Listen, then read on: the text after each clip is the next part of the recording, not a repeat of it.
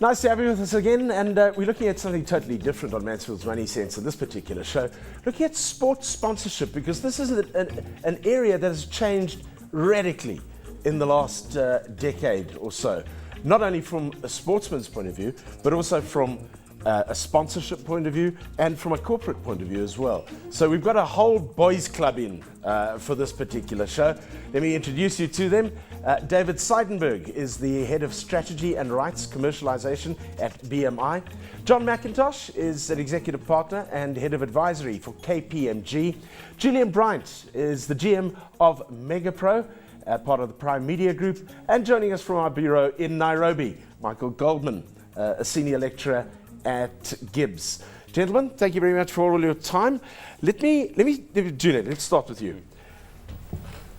You don't have to give me any classified information here, okay? Yep. More or less, thumbs up. What is the sports sponsorship world worth in South Africa? In South Africa, from a pure rights perspective, it's around 4 billion rand. 4 billion? 4 billion. And then there's a leverage component to that, which obviously sponsors spend to actually activate and make those sponsorships come alive, which is around another 2.5 billion. So collective, you can see just short of, or just over 6 billion rand. So wait, hang on. So we're saying, yeah, David, you would probably be the best one to answer this. If you are investing 1 rand in a sponsorship opportunity in sport, yep, how much should you be spending in leveraging that? You've actually just hit the problem on the head. In the last 5 years, we've gone and the sponsorship industry have grown exponentially. We're sitting just under 7 billion, actually, 4.5 billion in rights fees, 2.5 billion thereabouts in leverage. The leverage budgets, the activation budgets, however, haven't kept pace with the escalation in rights. So we've gone from a point where we've had a depreciation of approximately 25% in leverage budgets, where we used to spend 5-10 years ago 85 cents on the dollar. We're now spending just under 60 cents on the rand. So we're actually going backwards from a leveraging point of view. Correct. What we have is a few expensive toys out there, yeah, without any batteries to run them. Okay, right. Let's talk about those expensive toys and bring you in here, Michael. From a corporate point of view, where is the value in this sponsorship game? Well, certainly what we see both here in East Africa and South Africa, Jeremy, is a recognition that there are different objectives that drive companies' involvement in sport. And so whether it's about awareness and exposure, or whether it's about changing the way people feel about your brand, or whether it's about actually driving revenues and products and services, really 3 buckets of objectives. And sponsors really need to, and corporates need to sit back and say, what really am I looking to get out of this relationship? And then develop objectives that really drive that. And I think we've seen across the continent companies that have really embraced all 3 of those buckets of objectives and are getting some strong value for their shareholders from using the sports platform. How do you then, John, go ahead and advise people in this arena? Because to me, I'm just looking at what sport do you even look at in the first place? Do I go into soccer, rugby, cricket, cycling, running? How do you even start there? Jeremy, it's a good question. I think a lot of brands can be drawn to certain sports, and I think it's critical then from the corporate's point of view to understand what is the image they're trying to project from that brand of theirs, how do they want to leverage that brand, and therefore how they'd align it to different sports. Clearly different sports have got different market appetites in terms of size, and therefore that's got to be brought into the equation as well. So I think it's a critical process to have a look at. The big part I think these days with sport is the corporate world has moved very much into high levels of governance, and premiums are paid on well-governed companies, and it's going to be critical that those brands get aligned to good governed sports as well. Yeah, but hang on, whoa. Now, let me then put something to you. Yeah. You go out and you sponsor Sport A. Correct. 2 years down the line in your sponsorship, you find out that the administrators, because let's be honest here, it's a boys' show, sports administrators for some reason have a mission of their own. I don't know what it is about sports administrators. And you find that there's bad governance in that. Your brand is tainted by something that's totally out of your control and out of your hands. how do you sell these rights? How do you try and protect the corporate from that? Jeremy, it's a very good point you raise. From a MegaPro perspective, we obviously, our primary source of relationship is with the rights holders. So, and we then commercialize whatever rights they have with the respective sponsors. We are, in many respects, we're the conscience of the rights holder to make sure that the rights are delivered. And we've seen in numerous instances in the last year or two where rights holders haven't delivered, and there's been penalty clauses and various paybacks written into contracts to make sure that rights holders deliver against their contractual obligations. So that's one mechanism which sponsors are now looking more and more to make sure that whatever property they're buying into, from a rights holder perspective, what they're contracting is actually delivered. Are you happy with the rights that are held by the corporate in this? Yeah, look, it's on a case-by-case basis, Jeremy. I mean, number one, the devil's in the details. So we fight for months over the price and often forget about the actual rights package. And one of the biggest mistakes in most of the contractual sponsorship deals is the corporates allow their legal teams to do it, which are used to doing corporate legal deals but not sponsorship deals. So the actual fundamental rights that drive the sponsorship aren't necessarily in place legally as they should be. So that's something that needs to be expanded on dramatically. But in terms of, it actually goes a step back, and it goes to, from a corporate, as you were saying, what is the DNA? Who is my target market? What do I want? What are my objectives? What do I need, as Mike was saying, to get out of this sponsorship? Every single sport, every team has a DNA, just like a company. BMI since 1987 has evaluated every sport in the country in terms of who plays and who watches, by every demographic possible. So if you, for example, want to speak to LSM 8, 9, 10, males 35 plus, well, here's golf, here's the property. Then it goes down to, what is my budget? What can I afford? So do I want to be the big fish in a small pond, or a little fish in a stream because I've got 10 million and I want to get into soccer?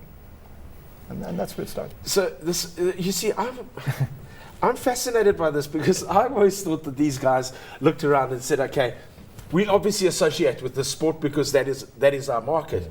But I didn't realize it was so technical in your engagement with these sports and sponsorships. No, I think it is, and I think it can improve. I mean, I think sport is really big business, and your panel has got some really experts onto it. But my sense is there's not necessarily a marrying correctly of these structures. So I don't think sport always understands what big business really looking for, what are their trends and what is critical. And likewise, I'm not certain always big business understands what are the key levers within different sports. And even given this difficult global economy, sport is still big business. So it's one of those that are sort of breaking a trend of a downturn in most other areas of it. So to me, it's going to be where the corporate's going to have to look more. I think we've seen in a lot of cases brands improve by the right associations at the right time with either a team or a sport.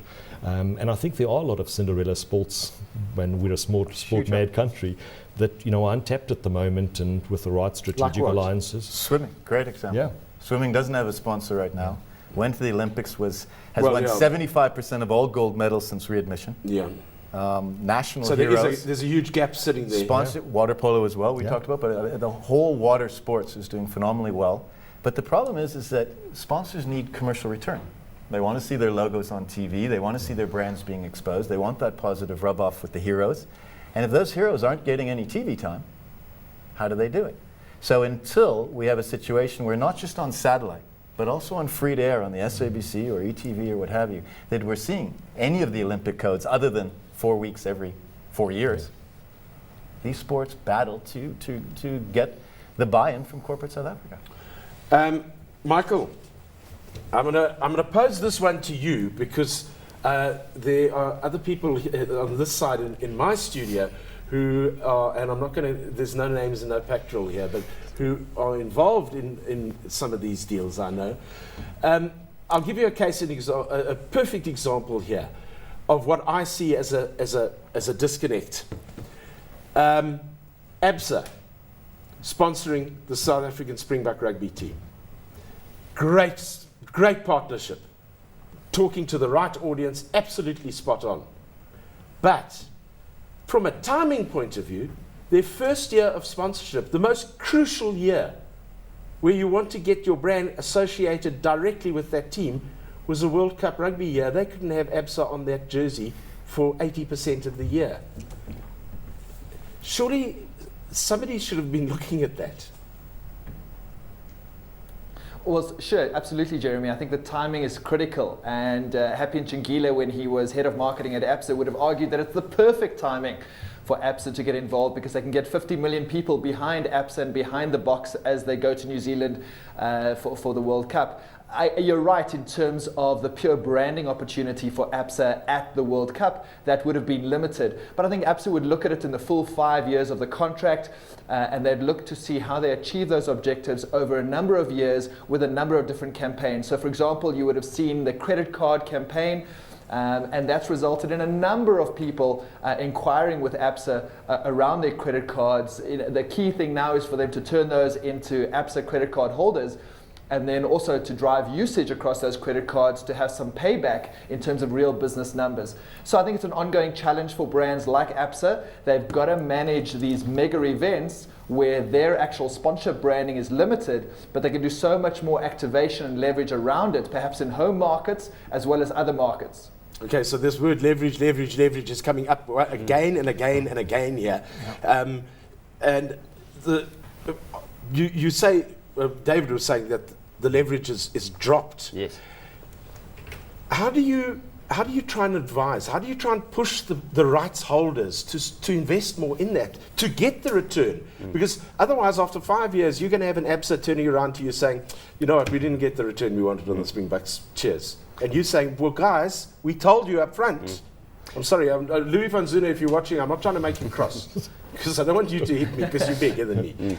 Well, 2 points, Jeremy, and if I could just go back to Michael Goldman's points around ABSA. ABSA's sponsorship of the Springboks is not just about logo on jersey. If you look at their Team of Millions campaign that they ran in the lead up to the World Cup last year, the exposure they got, the call to action, the leverage, the brand building, the brand behind the box, behind the nation, etc., did a wonderful job for brand ABSA. And I've just been fortunate to spend 2 days working with the ABSA team this past Monday and Tuesday, working across their various properties, football, rugby, mountain biking, the Kunstefeest down in the Klein Karoo. And they're really looking at these properties from a sponsorship perspective through their business units to understand how these sponsorships can drive the metrics and the transactions and the various business objectives that they need to. Otherwise, it becomes chairman's folly. Yeah. It's sponsorships for the sake of sponsorships. I mean, they've got, without doubt, in South Africa, the best portfolio of sponsorship opportunities in South Africa, if you actually look at their repertoire. And the last 2 days have been very, very critically analysing which business units can be impacted by which property to make sure that the sponsorships are pulled through down to actually making an impact at a branch level to a customer. So I sit down on a Saturday afternoon and I crack open a beer and I start watching sport. I'm not going to be able to watch it the same way after this discussion because everything's totally different. I know that I'm watching that game of rugby and it's actually because Louis van Zuna wants me to go and bank with him. Yeah, jeez today. We'll be back in just a moment to continue this discussion. Don't go anywhere.